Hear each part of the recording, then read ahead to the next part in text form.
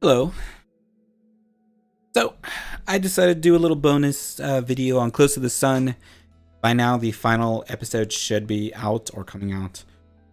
In the background will be the official Close to the Sun song by Porcelain Porcelain Pill, I think is the name. If I said that wrong, please let me know. So if you're interested in that, I'll put a link in the description if you want to check out the song. If I happen to forget to put the link in the description, please let me know and I will correct that. But anyways, this is the little bonus to Close to the Sun. It's just a little bonus thing that they added, and I wanted to share with you guys. So that's what we're doing today. Kind of an art book, just little stuff that's going on here. Let me fix something here. Alright, capture my cursor so that way you can see what I'm referring to and whatnot. I am going to turn the music down just a little bit. I don't know if there's any copyright issues. I hope not. But also so you can hear me properly. But so it's not completely quiet. So this is Close to the Sun. I guess this is them leaving on the first trip and voyage. I'm going to assume that's Ada. I mean, it's someone prominently featured. That's what I'm assuming it is. Approaching the Helios. This is an early key piece of concept art that helped us establish the mood we wanted to strike right from the start. Mysterious and ominous, but without a clear cause for concern. I'm going to tell you right now, you're approaching it in a storm type situation, there was cause for concern. Just letting you know right now, there was plenty cause for concern. The gates of Helios, two titans chiseled into the rear of the ship that opened the gates. In Greek mythology, Helios is a personification of the sun, and our version of Tesla wanted to bring the power generation of the sun to Earth. Yep, makes sense. The Helios leaving port, unfinished concept art that was aimed at capturing the era in which it was constructed. We wanted to contrast the futuristic nature of the Helios with the times it was built in. Another earlier concept of Helios leaving port. Back then, the Helios was smaller and much more resembled the Titanic. Oh yeah, look at that. Look at that. It looks way more like the Titanic versus what it ended up looking in the end. Which I think was great. This was a great look for this ship. Like, yeah, if it looked just... This would have been boring. For Tesla and everything that was going on in this ship, this would have been massively boring. I'm glad they changed that. Good job, devs. Yeah, look at that. Look at that. That's beautiful right there. The Helios. One of the first definitive versions of the ship, the Helios would change in small details over time, but this was the first time we felt that the Helios had arrived. Beautiful work. You can feel the heavy Greek mythology all over this ship with the names of the places, the ship itself, obviously, the names of the chapters. Another early sketch of the general shape of the Helios. The 6 shapes on the tops of the ship were to be power stations that distributed power to the ship based on technology from the weather department aboard. So this shows the elevator, how it works. I'm assuming the front and back of the ship compared to a normal tugboat, it looks like. Oh dear God, look how huge that is. That's how it turns. Man, this ship was crazy. Imagine if someone designed this IRL. That'd be nuts. That'd be nuts, dude. The automated shuttle. Oh, is that what that's actually referring to? This? Is it referring to the shuttle? Man, that shuttle was tiny. We spent an inordinate amount of time to get the first in-game versions of the shuttle to feel right. If we couldn't get this smaller environment to feel good, it would be damning for the rest of Helios. It took many iterations, and we learned a lot before finally landing on something that worked. Yeah, the shuttle was interesting at first. It freaked me out that there was no captain. I was I was a little worried, but then it was like, oh, it's automated. Okay, well, no wonder. An early mood concept in which the automated shuttles look differently from our final design. I thought I was going to say where the early mood looked different. Like, nah. That storm that was going through that we drove through? Worse. This would have been calmer. Actually, this might have been creepier. What do you think would have been creepier? Going through the storm that we went through in the game, or just no sound but the calming ocean while you go towards this giant dark ship at the middle of the night? That might have been more terrifying. Early on, we wanted the lights of the Helios to be mistaken for stars in the sky. That's the scale we wanted to convey. Oh, wow. Okay. Yeah, that would have been an interesting shot. Go big or go home. The train on the lower left really helps sell the audacious size of the Helios. We really wanted to sell the idea of the Helios being built as a new wonder of the world to rival any other construction in history. You're saying this was the train? I don't think this made it into the game. I think they used their rail cars. Or was there a train and the rail cars were just a different transport? Holy crap. This doesn't say they were. This just says this is there. Holy crap. Maybe I just didn't see it. Oh, is this the construction of the Helios? I don't know. Notepad drawings on the logistics of accepting automated shuttles from all over the world and how to effectively store them aboard the Helios. Wow, they really went all out for that. Like, imagine the fact that when we, in the playthrough of this game, didn't really pay too mind to the ship, just that it was automated went there. I didn't even think about storage that I looked around or anything. That's so interesting to think about, that they went that in depth for this. When it became apparent that the Helios harbor would have immense vertical space, we wanted to utilize that space for shuttle storage. The top left shows one early idea, which we expanded upon later. Oh, like lifting them into the sky? Yeah. We wanted to foreshadow the Helios rail system in the hangar itself, but never got that far in iterations. The idea would be that automated shuttles carrying cargo would automatically dock near the internal railway, while automated shuttles carrying personnel would dock more centrally. Oh, I see. Originally they wanted the railways to like meet people in the dock, but decided to change that. Okay. I love looking at concept art. Like, someone sketched this and was like, yeah, this is kind of where we're going with this. Oh, there's a better view of how this works. As our designs began to solidify, so did the scale. Yet the docks would grow even further once the environments were recreated in engine. Oh, wow.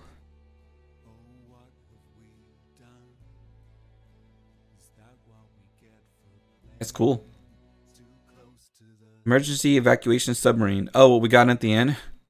We wanted the most technologically advanced pieces of machinery to come from the mind of Tesla himself.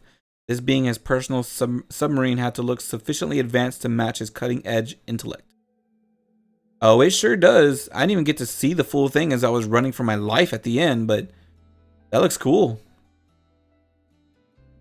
Question though, what's this big space? Unless this isn't the final render, because when we got in, weren't we up here? Or maybe I'm just thinking of it wrong, because actually I could see out the side, so I think we were here. And this was the front? Okay, never mind. I was overthinking it. The arrival of Rose. This concept, more than any others, became our common touchstone on what we wanted Close to the Sun to be. It captures the grandeur of all of the Helios, the mystery of Wardenclyffe, and the determination of Rose. See, that's, if there's ever a sequel, it might be a prequel. It might be just be what Rose went through, because look at that. Imagine experiencing the break, like everything Rose went through first-handed, and then the game ends with her in a room being like, I'm going to fix this or something after some big fight or whatever, and then she hears or not, yeah, Rose, Ada, wait, no, this is Rose, sorry, I'm talking about Ada. Imagine a prequel where you see Ada, everything going down, you know, the fighting for survival and everything in a more high-paced scenario, because everything would be happening right then and there. You would see bodies, people being randomly attacked, and then the end of that story would be Rose in a room or whatever. You know, a cutscene, or not Rose, sorry, Ada in a room, cutscene determined her so fixated on fixing the issue, and then she hears Rose in the radio. All back to the beginning of this game. That'd be cool. Would it ever happen? Probably not. I have no idea, but it'd be cool. Prometheus. In Greek mythology, Prometheus defies the gods and grants fire to mankind. He gets punished for it. As punishment for his transaction, he is chained to a rock to be tormented for all of eternity. And close to the sun, Nikola Tesla sees himself as a modern-day Prometheus, attempting to grant a new kind of fire to mankind and thus uplift humanity. Result: constantly getting criticized. I'm assuming, yeah, I'm assuming that is accurate. You leave out the part how he was tortured by being eaten to death, but yet constantly healing. But he felt the pain of being eaten alive every day. Security interiors. We wanted the security offices to capture a sort of film noir detective atmosphere. It did. The old wood had to make an entrance and contrast itself in the most metallic harbor. The purpose of the security department was to protect the Helios from sabotage and espionage. Oh yeah, no. That first area, beautifully done. It definitely had like an office feel to it, like a security, all the notes about the people they were looking for, the torture room that was hidden with the tools. Man, like, yeah, no, that was such a beautifully captured area. The elevator. Apartment architecture. The apartments aboard the Helios were one of the more challenging areas to find an appropriate layout and architecture for. Breakthrough finally came from a street in Milan. Galleria Vittorio Emanuele II? Forgive me. I have no idea what I'm talking about. What's in her hand? See, that's something. I think when I first heard of Close to the Sun, way back in the day, originally it was going to be a type of combat game, but it's changed to more of a horror game. Helios rail carriage. Creating a believable rail system aboard the ship. The size of the Helios took time. We knew we didn't want normal trains, but something to further accentuate the Helios as a palace. Place unlike any other. No, I think more like a palace. You know, I was right the first time. The Helios is more like a palace than a ship. Having the carriage descend from the elevated rail tracks felt something both interesting and unique enough to fit the Helios. I'm sorry, I'm getting my words tight. I'm so distracted looking at this and trying to read at the same time. One of the many casualties of development time was the beautiful glass rail station entrance sign. We always love the way suspended rail carts hang in the center of the pathway, framing the entire doorway. That's cool. It's a cool design. Oh gosh, okay. I think she's there for scale of how everything was large. How large everything was, what I meant. Rail crash. We never got around to creating rail carts designed for transportation of goods, such as the ones depicted in this concept, but the rail system and its tunnels were supposed to be the guts of the Helios, transporting not only goods, but carrying heavy-duty cables, pipes, to move resources from one end of the Helios to another.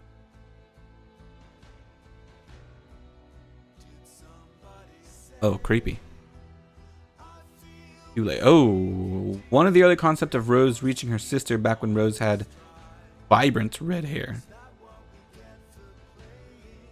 Oh my goodness. Yeah, that scene was heartbreaking.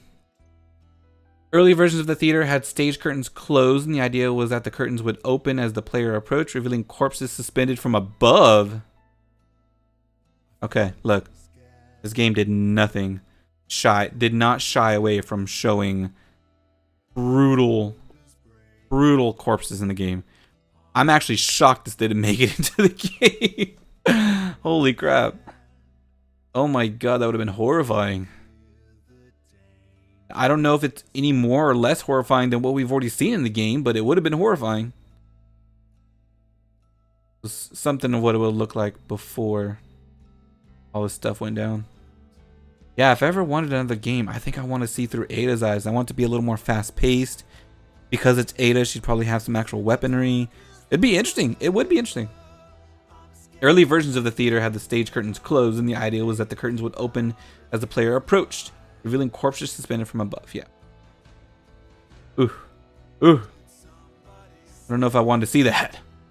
Imagine seeing that. When I looked at the balconies, imagine just seeing a silhouette and then disappear. That would have been a sign of Ludwig before he actually jumped on you. Oh, that's pretty. On the moon. Helios Grand Theater. The theater was an area in which our artists could express the Art Nouveau style without too many strings attached. Creating the private balconies and general auditorium space went through multiple iterations as the sheer amount of things visible at any one point in time put considerable strain on the performance of the game. And yet they did a fantastic job because there was a lot of stuff showing. Yeah, I know, those halls were... Elevator, we went down. The fall of Empire. The Storm and Teacup Studio is located in Rome, Italy, so when the decision on what to play the feature on the Helios stage, it was simply too tempting of an opportunity not to include our Roman heritage. And now I wish I could have gone back and spent more time looking at the stage. The garden. Early drafts of the garden area aboard the Helios featured vastly more overgrowth and nature gone wild. A gas leak of potent growth stimuli used aboard the Helios would have allowed nature to take over. However, as often is the case with ambitious ideas, the intensity of nature gone wild of the gardens had to be scaled back. Yeah, I can imagine that would have taken a heavy toll on the engine. Holy crap, imagine what they're saying, like with the engine that we got. That would have been crazy. One of the ideas we wanted to chase was having Ada be placed underneath a tree symbolizing the biblical tree of knowledge, thus allowing Ada to find rest and peace near something that was so strongly associated with her, knowledge. We also played around with the idea of Isaac Newton's famous apple falling, but time constraints prevented us from fully exploiting these symbolic aspirations.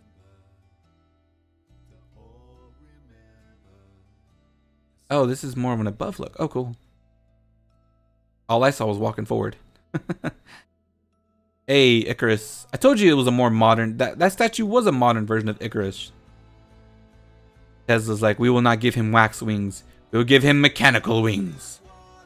In Greek mythology, Icarus was given wings by his father, Daedalus, and was warned not to fly too close to the sun or the wings would melt. The excitement of flight caused Icarus to leave caution behind, flying much too high. The wings melted and Icarus crashed to the sea. Aboard the Helios, the excitement of scientific discovery caused the scientists to throw caution to the wind, ultimately causing them to sink to the sea. Yep, I got that one pretty spot on. What is that? We saw, actually, you know what? We saw this. We saw this at the end of the game. It was in Tesla's office before I went to the ship, or before I went to his room to spin the globe. It was in that case, and I was like, what is that? I thought it was a scanner or something. I think that's what that was, right? Looks like that. Looks like a weapon. Yeah, I wonder if they're going to show that. The Tesla tool sketches. When first prototyping Close to the Sun, we were planning on having the game focus more on puzzles and problem solving. To help the player with these challenges, slow down, come on. To help the player with these challenges, we were planning on equipping the player with a Tesla tool that would allow the player to transmit energy wirelessly and thereby navigate the Helios better. We settled on the tool highlighted as G here as the one that was the least weapon-like, yet also has some interesting, clear, and moving parts. So this one, so this was in the case. Obviously, it wasn't actually in the game as a usable thing, but this was in the game. This was in Nicola's room. We saw it before we went, before his room. Like, we saw this because I made the scouter joke, Dragon Ball Z. But yeah, no, we saw this. That's cool that they didn't go with it, but they still decided to put it in the game. It's kind of like an homage to the development time it took to make this. Oh wow, man. See, this would have been so amazing. Nothing says, I'm a scientist, better than a holster for your equation notebooks. The holster quickly became fashionable aboard the Helios as the standard Wardenclyffe uniform lacked any functional pockets. Wait, but those are pockets.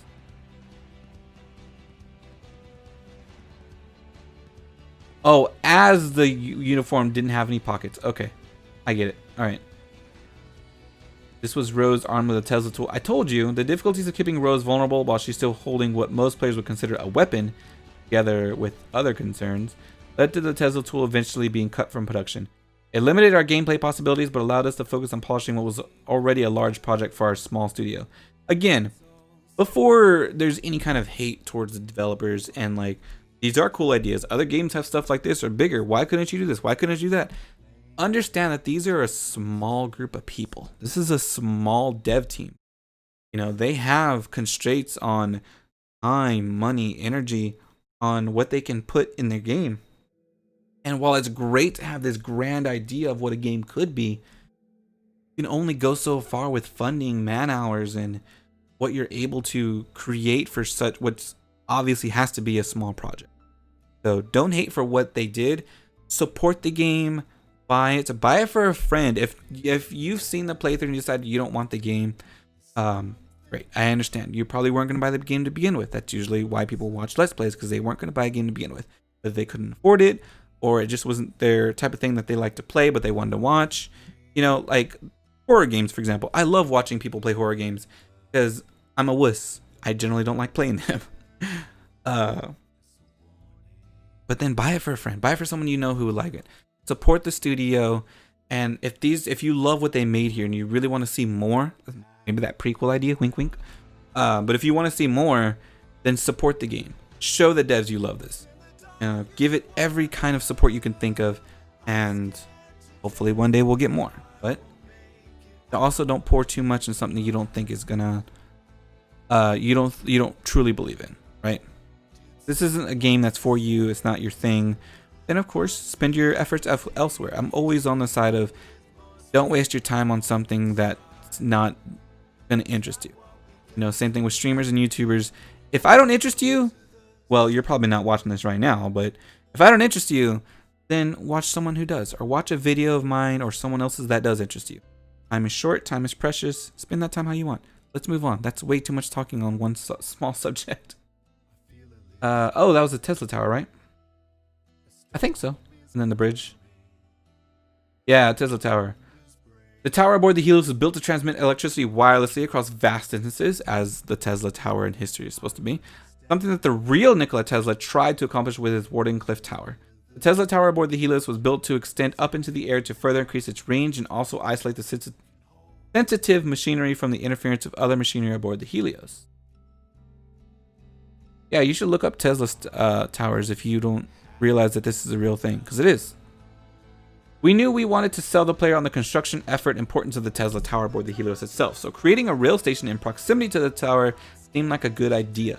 The idea was that the station was primarily industrial in nature, focused on handling vast quantities of machines, materials, and tools more so than people. This would also give us good control over what the player would see in an impressive arrival scene when arriving in the rail cart. However, timing of dialogue and requirement for the new rail station models put a hold on those plans. Fred? Deep in the bowels of the Helios station, one of its primary ways of distributing powers through the ship, we had wished for a more widespread usage of the Tesla coils throughout the Helios, but the set piece served to quench much of that thirst. So those coils that we deactivate went through those poles. The tower sends energy to these coils, which sends energy to these little poles, which sends energy throughout the ship. That's how it's distributed. Look, a dartboard. I know, it's a fan. Anyways, distribution center. Aubrey's headquarters, we wanted the buildings to visibly act as a large Faraday cages, absorbing the pulses coming from the malfunctioning distribution coil. I like this one. This one's pretty cool, but I like this one. Different designs on these. Oh, the core reactor. Visual inspiration came from real-world experimental fusion reactors, Tony Stark, in comparison to other aspects of the Helios. The core reactor is fairly modest in size despite being the most powerful piece of machinery aboard.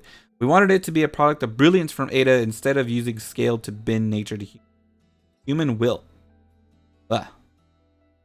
Blackboards, oh gosh. Nothing was off limits when it came to research aboard the Helios, and given the various departments aboard, we wanted to be sure we covered a lot of ground with our environmental storytelling. The blackboards were a good way we could communicate the purpose of an area at a glance, without the player having to stop and read too much. I would say it served its purpose. That was actually, yeah. Oh god. Piezoelectricity is a real way of acquiring electricity from mechanical stress on materials. In the world of Close to the Sun, Aubrey King developed a device that utilized precisely this technique. So is this what I was talking about in the playthrough with the whole plants? It might be. We had initial plans to build Tesla's mobile death ray platform as a set piece aboard the Helios, but it remained one of many avenues we didn't have time to fully explore. They do have it in a display case, so it was interesting to see, or at least the barrel part. Exotic energy dissipator. As Tesla arrives to save Rose, he uses the device to remove the exotic energy, and along with it, the monster chasing Rose. We kept sliding too close to the Ghostbusters when developing concepts for the device, but it ended up with something suitably electricity-focused and Tesla-esque. I was wondering what that was. I'm glad we get to see an actual design of that. That's cool. That's cool. I was wondering what that was the whole time. Key cards. Oh, yeah. Ideally, we wanted to use the bottom of the key cards to communicate what department it belonged to, what it opened, and who it belonged to, but the object in-game naturally was much too small for us to use a tiny bottom space effectively. So this is what they were hoping to go for. Cool, cool. Yeah, from the key cards that I picked up, they were really tiny, so unless you were able to like examine each item you picked up closely, it wouldn't have mattered. Puzzle mechanics. The tug of war between clarity and style required multiple iterations on both these assets. It was imperative that these devices felt natural for the player, while they still had to seem like they belonged to the environment around them. Yeah, this one was an interesting puzzle. I like that one. This was interesting. I really like that. Also, okay, it is this one. Never mind, my brain's dying. The 3-button clicks, the different codes you found, that was really cool. I like that. Cleaning cart. It is deceptively difficult to make something as mundane as a cleaning cart look both classy and functional. Had to be both coherent with the art style of the Helios, while also adding a little touch of human to everyday life. Sorry, I was looking at the cart. Cool. I don't know if practical. I think this tube should be a little bit smaller because it's only holding these sticks. Also, shouldn't those be upside down for like dust, debris? I mean, there's a mop here. Isn't there water somewhere? It's made. He's just using the mop as a broom. Pneumatic tube messages. A network of tubes behind these walls aboard the Helios ferries capsules from one section of the ship to another. We wanted early security officers to also function as a sort of censor, confiscating messages that would reveal too much for the department's scientific progress. Yeah, that explains the first area and then all the tubes popping up. Cold maker. Vending machines. Vending machines of various kinds were meant to fill hallways aboard the Helios, but most never got built. I think I saw a couple of these, but yeah, no, I didn't see too many of these. I fully forgot about that. The weather experience. Using high-altitude balloons, the weather department aboard the Helios were able to convert wind power and pressure changes into electricity. None of these and a multitude of other experiments planned out as effective means to power the Helios, resulting in the dismantling of the weather department in favor of the physics department led by Ada Archer. That's why that's literally the whole thing about Aubrey. Power source unit. Instructions on how to use the machine were initially planned to be written on the machine itself. The text would be too small to be of any effective use. We had to issue a separate plaque with instructions for them to be easily readable. Yeah, the first machine had a plaque above it that told you how to use it, and then they didn't appear after that. Yeah, no, it made sense. It was very simple, but also unique. I like that. Helios floor signs. We could have simply thrown flyers on the floor with authorized personnel only message or attached them flatly to walls. With a small effort in creating dedicated floor signs to house these messages added a whole new authenticity to the world that wasn't there before. These small and anonymous assets are worth so much more for immersion than what one first assumed. I do like them. Like I'm one of those guys who's so attention to detail when it comes to like the small things in games. Imagine the game that I played or that we played if you played it without these. It'd be nuts. It would feel like naked floors. Masquerade mask. Oh, we saw all these. The annual Masquerade Ball Annual Masquerade Ball aboard the Helios was an event for scientists and Wardenclyffe employees from all various departments to mingle and enjoy themselves without rank or prestige getting in the way. Rumor has it that Tesla himself often used this event to get a better feel for what his employees really thought about the whole Helios endeavor. So he'd be hiding behind one of these masks. Each department had their own masks. Why securities has to be so damn creepy, I don't know. Tech looks right. Biomanipulation looks pretty good. Leaves. Weather. Sunny, I guess, sure. Even though they dealt with electricity and storms. Dimensional physics. Physics. Yeah, I can see that. Security. Yes, it probably technically fits. But in a real world situation, that's too damn scary to have on your ship. How does one possibly capture the intelligence of someone like a fully actualized Nikola Tesla in mere writing? Impossible. After going back and forth on the topic, we ultimately decided to simply focus on the narrative beats we wanted to highlight throughout Nikola Tesla's personal perspective instead of attempting to further emphasize something that should have been fairly clear by this point. Tesla is really, really smart. So just a bunch of equations and stuff, and him correcting notes, all that. Collectible blueprints, I got a lot of them. Out of the many unexplored avenues of research we wanted to dive into, the ball lightning phenomenon stood out most clearly. Widely reported but poorly understood event that surrounded in mystique. Perfect for scientists aboard the Helios to exploit. Regrettably, it seems to be has a mere blueprint for now. This one? The Tesla generator project. Worked, kind of. Tesla tower project. Also worked. One of the many reasons we wanted the tower to extend upwards was because the tower is invisible in many profile images of the Helios, because the tower would be contracted and covered within the ship itself for easy maintenance. Okay. Saw that one.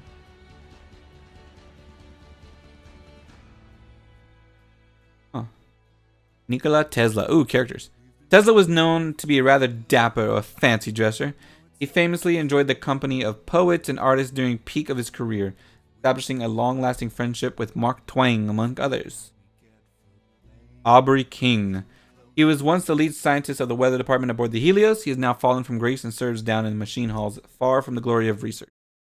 The demotion has not only taken a toll of his mental health, but his physical one as well. I mean, he looks healthy. He looks a little too healthy. Ada and Rose Archer. Both Archer sisters are driven and successful women in their respective fields, and both are named after flowers, Ada being a type of orchid.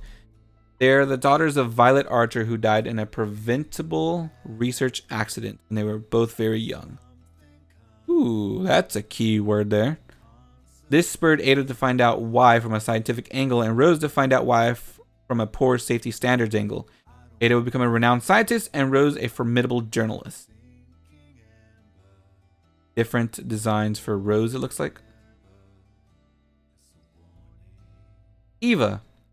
Super early concept from the first months of prototyping. Back then we didn't have the story fleshed out yet. We only knew that we would have an ally aboard the ship who got the temporary name of Eva. Eva. Aubrey's What? Guys, okay, video number 2? 1 or 2. In one of the tables we crossed, there was an A and a T scratched in a table, and I assumed that meant Ada and Tesla. Was this Aubrey and Tesla? Were they in love?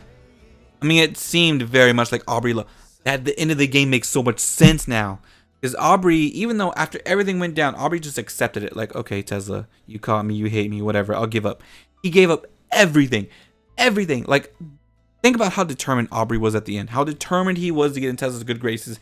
He killed Ada. He was trying to kill Rose. He was trying to fix the rift on his own. And then once Nikola caught him, he just sat on the floor. Like, if you saw that, he was just sitting on the floor. It confused me at the time. I just couldn't, trying to focus on the gameplay. But he was just sitting on the floor. Like, he was just like, well, caught me.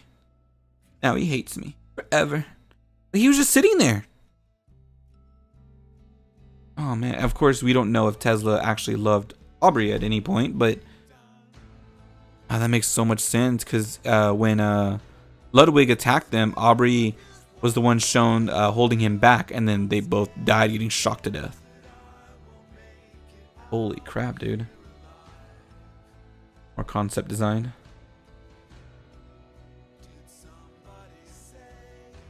Ooh. Love the scientist look. Ada Archer. We went through many iterations visually, but we always stayed the same character-wise. Her outfit was meant to reflect that she was more than just a theoretical scientist. Ada was a practical scientist and could get her hands dirty with the best of them. Not only built the receiver, but in early versions of the game script also modified the Tesla tool for the player use. Again, would have been amazing, but I understand. I fully understand. Little details of her outfit. Ludwig OSTROG. Oh, this asshole. Talented surgeon who wrestled with inner demons. Aboard the Helios, it appears he had finally gained some measure of control over the beast inside. He had left Whitechapel behind, and the murders of Jack Thurple had hence mysteriously stopped. But once exposed to X aboard the Helios, there's no keeping the beast at bay any longer. Are you telling me this guy was Jack the Ripper? He's a little too loud to be Jack. Just telling you right now. A little too loud to be Jack the Ripper. Complete coincidence Jack stopped. I'm telling you that right now. Oh man, look at those concept designs. Oh god, no, no. Blur that. Blur that. Oh hell no, blur that. You get like 2 more seconds looking at this. I don't want to look at this. Get away. Okay. Oh. This more looks like he got bashed in the face with something. With a burning something. Holy crap. Okay. But then you look at this, it looks like it was a gradual, like he's turning into a zombie. Ludwig and Torch. Early versions of Ludwig had him stalking the corridors with attached limbs as torches. The players would see him coming in the distance, holding a dismembered arm or leg up high, engulfed in flames. Oh god. Horrifying. Temporal anomaly. Ah, these guys. At one stage of development, the monsters were to have different phases. One early in which they were not fully shifted into our dimension, where they were mostly light and energy, slow and difficult to discern. Over time, the monster would sync up better with our dimension, be able to move faster and do harm. That would have been cool. Imagine just seeing this walking around early in the game. Ugh. Ugh. God, it's terrifying. Look at that face. Got one of those mouth faces. I hate those. I hate those in monsters. They're so scary. God. Hope you're enjoying this, because I don't. Horrifying. Move on. Move on. Oh my god, move on. Jesus, I don't need to see that. Faraday District laundry schedule. Oh, we saw that. Midnight Lights Out, we saw that too. Helios brochure. We want to create a real travel brochure, one that you could hold in your hand and read about the Helios all in its glory. But such real world luxuries had to be put aside, as the game itself is always and rightfully demanded our undivided attention. If they had the extra funds. If they had the extra funds, really. That's really what it is. Extra funds, extra time. Imagine if this game went out to like press or whatever, and you got like a real world card like this. It'd be so cool. I would have begged so badly just to have one of these cards. That's cool. I would have loved it. Humanitarian inventor, leader. We often jokingly refer to our version of Tesla to be the Elon of that era. I mean, that's true. That's true. There's no joke. That's true. A pioneering billionaire philanthropist aboard a scientific ship gone bad. It was important to us to sell our version of Nikola Tesla as a force of nature on a global scale. Famous not only aboard the Helios, but in the world around as well. Yeah, the newspapers did a real good job of telling that. Man, I love these images. These are so cool. Acrobatic Nikola. Tesla's ideas are sometimes so ahead of their time they didn't seem to make much sense in their present day. This frustration to sometimes understand Tesla is depicted by an anonymous Helios sketch artist, Tesla balancing on chairs for no apparent reason, to the confusion of any onlooker. Yeah, I saw that image. I thought that was funny. When was it added? Is it an Edison spy signal? No, that's Aubrey just confessing his love to Tesla. Interesting. I didn't even see that one on the statue. I saw the other one on the table. Amazing new Tesla tool. Oh, wait, I didn't see that poster. All around house helper.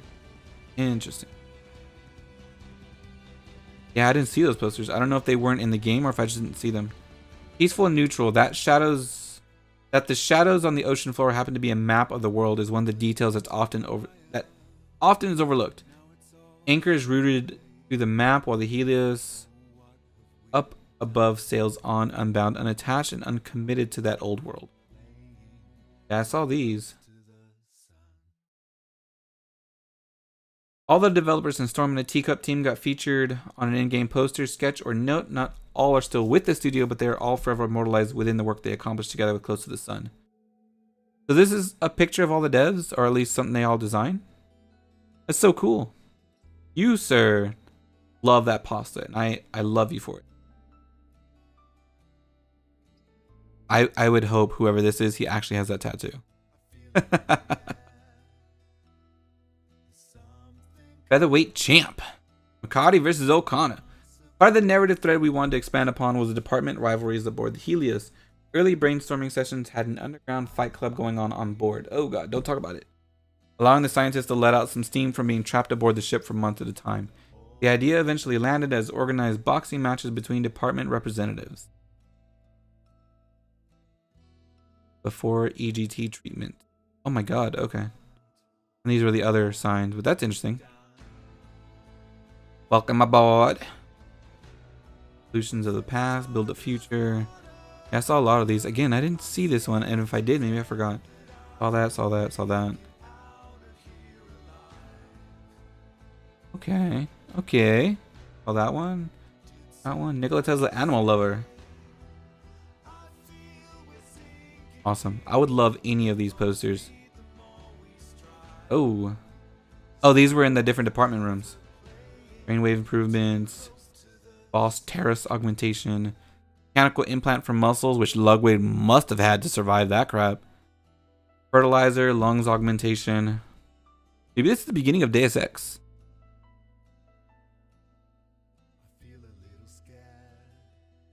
Technology department. Hey, the wanted posters. Are these wanted posters or did they capture them? I couldn't tell when I first saw them. I think they're wanted posters. Ah, all the personal signed ones. Saw those. Ada. CloseToTheSunGame.com. Well, that's it, guys.